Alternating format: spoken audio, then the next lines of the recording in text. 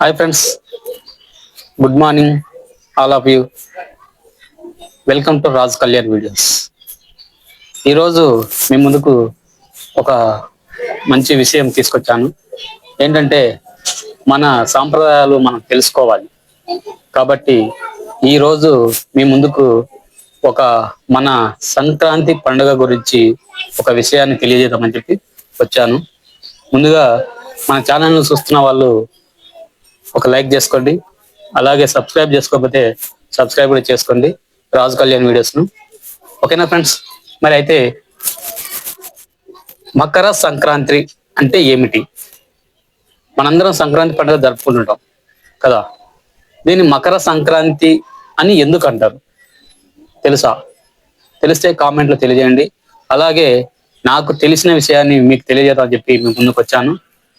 మకర సంక్రాంతి అంటే ఏమిటంటే, ముందుగా మకర సంక్రాంతి అనేది నాటి నుంచి నేటి వరకు జరుపుకుంటున్న ఒక సనాతన ధర్మంలో దిక్సూచి లాంటి లోకానికి వెలుగును అందించే సూర్య భగవానుడు ధనుసు రాశి నుండి బయలుదేరి మకర రాశిలోకి ప్రవేశిస్తాడు.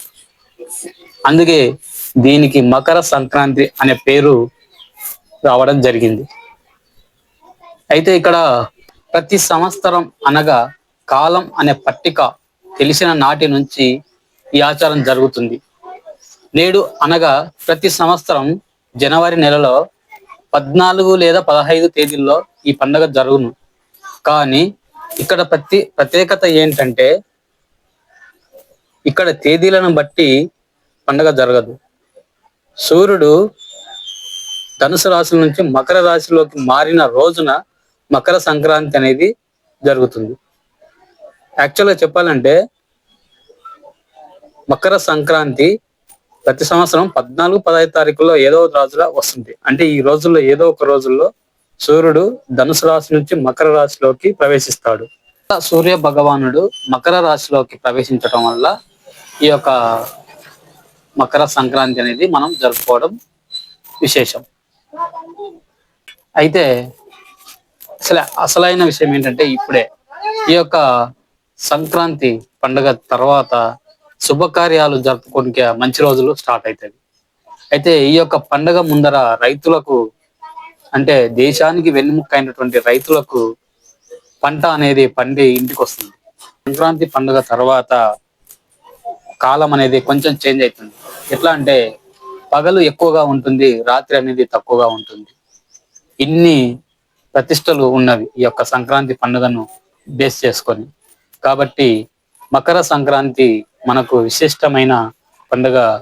ఈ యొక్క పండుగకు రైతులకు పంటలు పండి ఇంటికి రావడము, అలాగే శుభకార్యాలు, ఈ యొక్క పండుగ అయిపోయిన తర్వాత శుభకార్యాలు మొదలవడము, అలాగే పగలు ఎక్కువగా ఉండి చీకటి తక్కువగా ఉంటుంది, అలాగే సూర్యుడు ధనుసు రాశి నుంచి మకర రాశిలోకి మారడము, ఇన్ని రకాల ప్రతిష్టలు కలిగిన ఈ యొక్క సంక్రాంతి పండుగ మనం ఒక విశేషంగా చెప్పుకోవాల్సినది.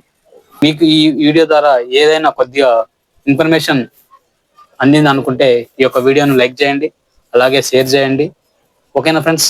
అలాగే రాజ్ కళ్యాణ్ వీడియోస్ను సబ్స్క్రైబ్ కూడా చేసుకోండి. మీ అందరికీ మకర సంక్రాంతి శుభాకాంక్షలు. ఓకేనా ఫ్రెండ్స్? Thank you. మరొక వీడియోతో మళ్ళీ కలుద్దాం. జై హింద్.